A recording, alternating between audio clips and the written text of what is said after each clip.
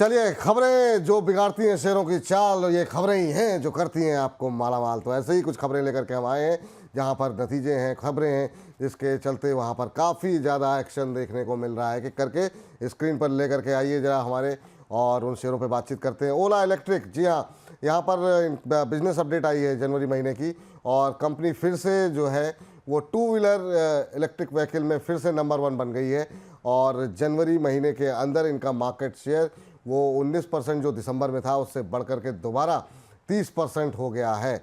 और market share बढ़ने से, फिर से नंबर 1 होने से ओला इलेक्ट्रिक में शानदार मूव जो है आता हुआ दिखाई दे रहा है। 19% दिसंबर में और फिर से 30% मार्केट शेयर जनवरी में होता हुआ दिखाई। यहाँ पर बड़ी पोजीशन है मैम, लोगों ने काफ़ी हाई लेवल पे जो है ओला इलेक्ट्रिक के शेयर खरीदे हुए हैं। हर दूसरे तीसरे दिन, आज भी बहुत सारे सवाल थे ओला इलेक्ट्रिक पे। हम अभी तक हमने कहा कि भाई जब एक बार जब इस पर बातचीत करनी है तो उस पर हमने बातचीत नहीं की। 12% के आसपास की मजबूती, 11.5-12%, 74-75 के आसपास ये शेयर ट्रेड करता हुआ। क्या संभावनाएं दिखाई दे रही हैं मैम? अभी क्या करना चाहिए जो लोग 100-125 के ऊपर लेकर के बैठे हुए हैं, और जो लोग एंट्री लेना चाह रहे हैं उनके लिए 11% की रैली के बाद कोई अपॉर्चुनिटी बची है या नहीं? अभी आज के दिन के लिए तो बहुत तेज हुआ है, तो उस हिसाब से अभी एकदम से इसमें एंटर ना करें। मुझे लगता है हो सकता है थोड़ा-सा कोशिश करेगा ये 72 70 तक आने की, तब हम देखेंगे। मतलब 72 तक आए तो फिर देखते हैं, यहाँ से 1-2 रुपए और नीचे आने दीजिए, अभी ना करें। लेकिन ये बात ज़रूर है कि एक बार 88 तक जाने की पूरी कोशिश करेगा ये काउंटर, 88, लेकिन 88 तक अगर ये गया और आज भी इसने अपना क्लोज़ 70 के ऊपर 74 के ऊपर का बरकरार रखा, तो 88 तक का लेवल दिखा देगा। तो 74 रुपीज़ का के ऊपर का क्लोज़ दे दे, तो 88 का नेक्स्ट टारगेट रख सकते हैं इस काउंटर में। नई खरीद आज अगर इंट्राडे में करनी है, तो 72 के लेवल के आस-पास करें अगर वहाँ पे आता है तो। लेकिन स्टॉप लॉस स्ट्रिक्ट रखें, जो कि तकरीबन रहेगा 64 के लेवल। चलिए, तो स्टॉप लॉस 64 का रख करके रखने की सलाह यहाँ पर आपको दी जा रही है अगर आप यहाँ पर ट्रेड इनिशिएट करते हैं तो। चलिए, अगली कंपनी को जरा स्क्रीन पर लेकर के आते हैं, और यहाँ पर पिछले 3 दिनों से लगातार अपर सर्किट लग रहा है, और इस पर अभी हमने पहले थोड़ी देर पहले चर्चा भी की थी, लेकिन उसके बावजूद सवालों की झड़ी लगी हुई है। आपको बता दें, शेयर सुजलॉन के अंदर लगातार तीसरे दिन जो है वो अपर सर्किट लगा है। जनवरी के अंत तक की जो इनके पास ऑर्डर बुक है वो 5.5 गीगावाट की अपडेट आई है।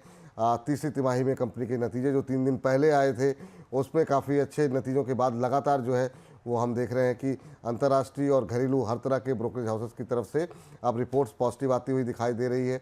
जनवरी अंत तक कंपनी की ऑर्डर बुक जो है 5.5 गीगावाट की है।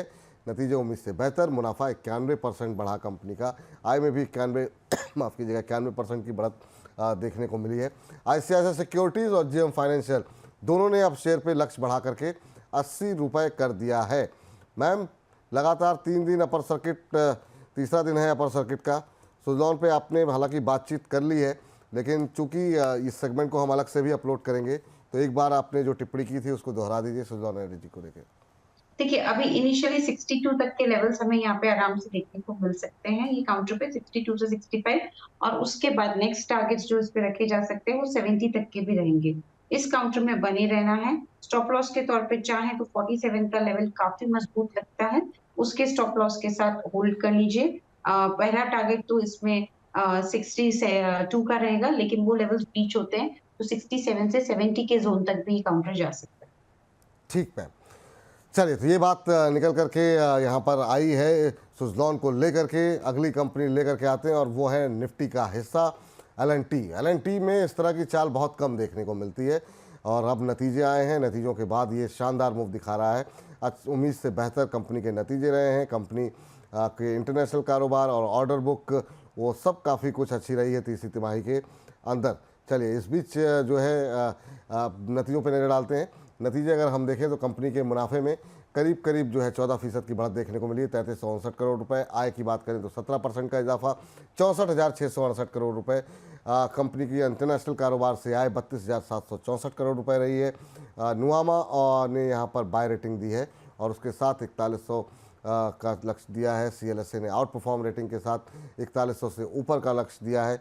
मैम, एल बहुत शानदार अप मूव, क्या करना चाहिए अभी? पोर्टफोलियो का हिस्सा होना चाहिए एल? देखिए, एल&टी तो हमेशा से पोर्टफोलियो का हिस्सा रहना ही चाहिए। अगर आपको इंडिया ग्रोथ स्टोरी पे बेट करनी है, तो ये काउंटर सबसे बेहतरीन काउंटर है वो नहीं है। और आज क्योंकि काफी टाइम से ये काफी डाउन साइड दिखा रहा था, तो आज इसने अपने सारे मूविंग एवरेजेस के ऊपर मेजरली क्लोज करने की कोशिश कर रहा है। तो मुझे लगता है कि अब अगर ये 3520 3530 के ऊपर तक ये क्लोज दे दिया इसने, तो ये अब तेजी और ज्यादा पकड़ेगा। तो आज के दिन में ये जरूर ध्यान रखें, वैसे लग ही रहा है कि क्लोज आ जाएगा क्योंकि अभी तो 3574 चल रहा है, लेकिन फिर भी कुछ उठापटक में नीचे आया। तो भी अगर इसने 3530-40 के ऊपर बंद कर दिया तो अच्छा तेज होगा ये काउंटर, जिसमें जो टारगेट अब हमको देखने को मिलेंगे वो 3640 और 3710 के रहेंगे। तो ये अच्छा काउंटर है बेट करने के लिए, लॉन्ग टर्म के लिए भी इसमें नई पोजीशंस बनाई जा सकती है। स्टॉप लॉस 3390 का जरूर रखें। चलिए, तो ये राय आप लोगों के लिए निकल करके आती है एल&टी को लेकर के। अगली कंपनी जरा स्क्रीन पर लेकर के आइए और वहाँ पर देखते हैं क्या कुछ खबरें निकल के आ रही। इस पर भी बातचीत कर चुके हैं कल्याण ज्वेलर्स को लेकर के। तीसरी तिमाही मुनाफा जो है वो 21.25% बढ़ा है। IMH करीब करीब 39.5% की बढ़त देखने को मिली है। मिडिल ईस्ट से कंपनी की आय 683 करोड़ से बढ़ करके वो 800 करोड़ से ज़्यादा पहुंच गई है और उम्मीद से बेहतर नतीजों के बाद शेयर में आज शानदार मोमेंटम बनता हुआ दिखाई दे रहा है। मैम, कल्याण ज्वेलर्स में काफ़ी शानदार तेज़ी, क्या करना चाहिए इस तेज़ी में? देखिए, ये तेजी को थोड़ा-सा और टिकने दें, मतलब नई एंट्री करने वालों के लिए ये सलाह है, अभी इसमें नई एंट्री ना करें। वैसे ये एक कोशिश कर रहा है कि इसने एक बॉटम आउट किया है, जो भी इतनी गिरावट आई थी उसके बाद ऊपर चढ़ने की, तो लिया हुआ है तो उसमें कोई दिक्कत नहीं है, बने रह सकते हैं। नई पोज़ीशंस अगर लेनी है, तो एक बार इसका ज़रूरी है, मेरे हिसाब से जो मुझे लगता है 530, 535 तक जाना, तो वो एक ज़रूर देख लें। तब तक रुक जाएँ, थोड़ा ऊपर के लेवल पे खरीदने को मिलेगा यहाँ से 30-40 रुपए ऊपर, लेकिन मुझे लगता है कि उसमें कन्फर्मेशन ज़्यादा रहेगी। अभी लिया हुआ है तो बने रहें 420 के या 419 के स्टॉप लॉस के साथ। पहला टारगेट तो हम यहाँ पे 550 का देखने को मिल सकता है, प्रोवाइडेड अगर इसमें ये जो तेज़ी आई है, ये पहला 530 तक लेवल ज़रूर तोड़े, तो पहला 550 तक भी जा सकता है और उसके बाद फिर और भी बड़े लेवल्स देखने को मिल सकते हैं। 550 तक भी जा सकता है, जी हाँ। इस बीच मैम, इस पूरे सेक्टर में आज मोमेंटम बना हुआ है। सत्य प्रकाश परिहार जी कह रहे हैं TBZ के इनके पास शेयर हैं 295 के भाव पर।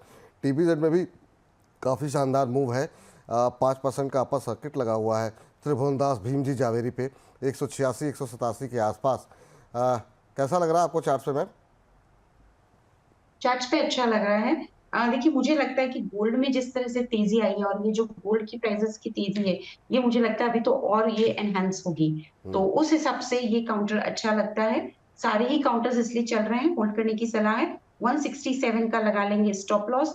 टारगेट इसमें रखेंगे इनिशियली 200 के और उसके बाद मुझे लगता है नेक्स्ट लेवल जो देखने को मिलेगा वो 210 का रहेगा। मैम, सोने चांदी पे भी आपकी नज़र रहती है, गोल्ड पे क्या टारगेट दे रही हैं आप? क्या जी गोल्ड मतलब इधर ट्रैक गोल्ड कर रही पे हैं कि नहीं आप? देखिए एमसीएक्स गोल्ड की अगर यहाँ पे बात करें तो मुझे लगता है कि ये जैसा मैंने जस्ट अभी बोला गोल्ड में तेजी लगती है और ये जो काउंटर है ये मैंने जो टारगेट यहाँ पे मुझे लगता है एक बार के लिए 86,000 तक 85 86 तक जा सकता है।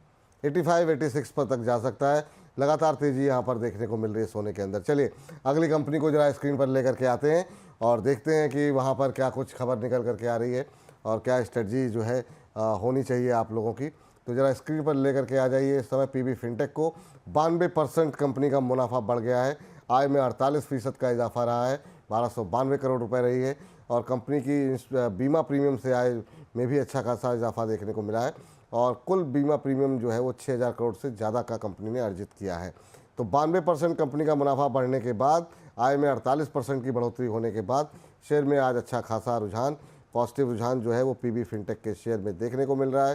3-3.25% ऊपर शेयर 1709 1710 का लेवल देखने को मिल रहा है। मैम, PB फिनटेक कैसा लग रहा है आपको? अभी क्या करना चाहिए PB फिनटेक में? जी, बिल्कुल, टीवी फिनटेक की बात करें तो आज तो जिस तरह से हम यहाँ पे पूरे मार्केट्स में अच्छी तेज़ी देख रहे हैं, वो यहाँ पे भी देखने को मिल रही है। बट इसमें अभी एंट्री ना करें। इसमें मुझे लगता है एंट्री करने का जो अच्छा लेवल है, वो 1700 30-35 के ऊपर है। तो बिल्कुल एक बार ये 1735 का लेवल क्रॉस कर ले, उसके ऊपर का क्लोज़ करे तब इसमें एंट्री करिए, अभी रुक जाइए। इसमें एंट्री ना करें, लेकिन लिया हुआ है तो बिल्कुल 1540 के स्टॉप लॉस के साथ होल्ड करना है। इसमें जो टारगेट्स इनिशियली हमको देखने को मिलेंगे, अगर 1735 का स्तर क्रॉस किया, तो फिर मुझे लगता है 1800, 1820 के लेवल्स भी देखने को मिल सकते हैं। चलिए, ये राय यहाँ पर जो है निकल करके आई है और अगली कंपनी को वही जरा जरा स्क्रीन पर लेकर के आते हैं और देखते हैं वहाँ पर क्या कुछ खबरें हैं और उन खबरों के चलते यहाँ पर एक्शन देखने को मिल रहा है। नवीन फ्लोरेंस सुबह से ही मोमेंटम में है और आज का स्टॉक ऑफ द डे कह सकते हैं इसको। तीसरी तिमाही के में अगर हम देखें रेवेन्यू में 21% का इजाफा, एबिटा जो है वो करीब करीब 95% बढ़ गया।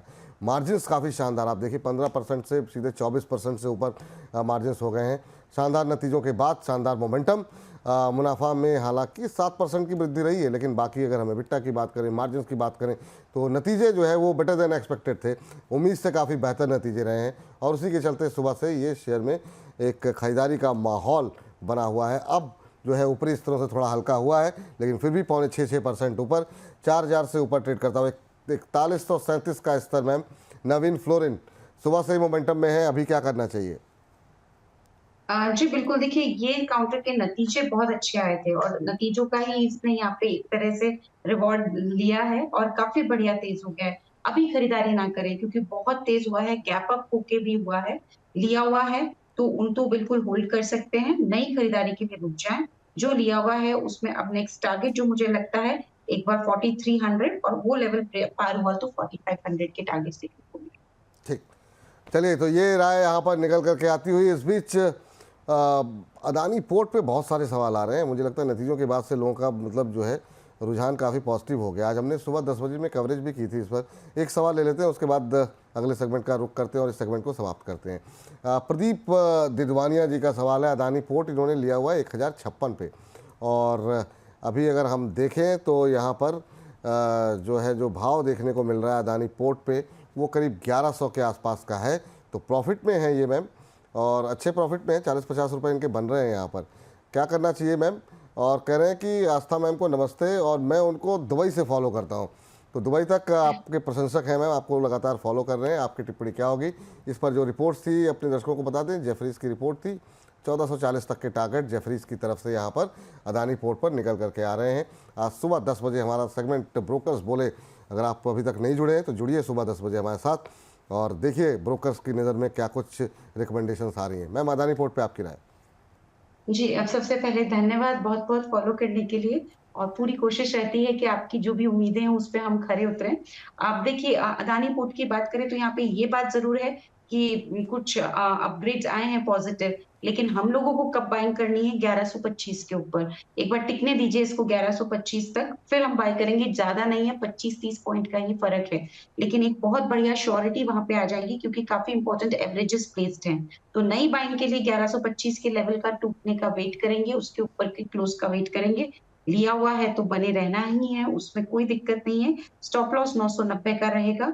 अब जो टारगेट हमें देखने को मिलेगा 1125 का स्तर पार किया तो 1190 से 1230 के टारगेट्स रहेंगे। 1190 से 1200 के बीच के तक के टारगेट यहाँ पर निकल करके आ सकते हैं। चलिए इसी के साथ हमारे इस खेल को, खबरों के खेल को करते हैं यहीं पर समाप्त।